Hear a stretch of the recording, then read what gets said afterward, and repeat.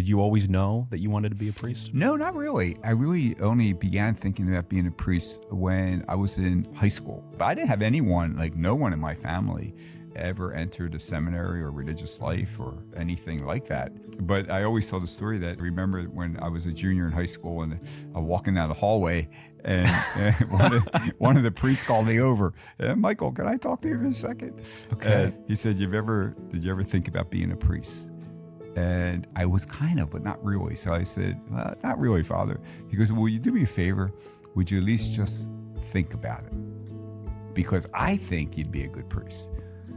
Well, Tom, from that point on, I could not stop thinking about becoming a priest. I was only a junior in high school, so I thought the rest of my junior year and the rest of my senior year, every time I saw that priest coming, I have to run the other way. Like, I didn't want to. He's going to ask for follow-up, right? I got this question, you know?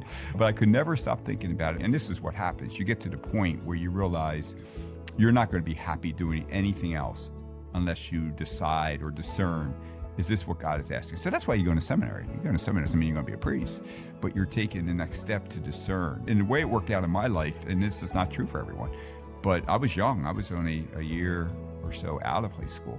I went to seminary and I was there, I would say like 6 months or so. And I kind of knew I was going to be a priest. Yeah. Like I just felt right off the joy, bat. happiness. It's like, I guess, when couples meet each other, right? Yeah. Like, this is the one, right? I felt like this is what God is asking. I never looked back after 40 some years of serving the Lord as a priest. I'm convinced that's what God has asked me to do, and I found great joy in serving Him and His church. The one thing about that priest too, he was there when I was ordained a priest. Wow. At the ordination, and he was also there when I was ordained a bishop. What a gift. I know. That's amazing. So, yeah, it was really just powerful to have him as part of my life. The importance, too, of that man, that priest speaking up. Yeah. Because you think about how many times that something might be on our heart, but we kind of just, for whatever reason, hold back a little bit. And Exactly. And it's like, no, God wants you to speak.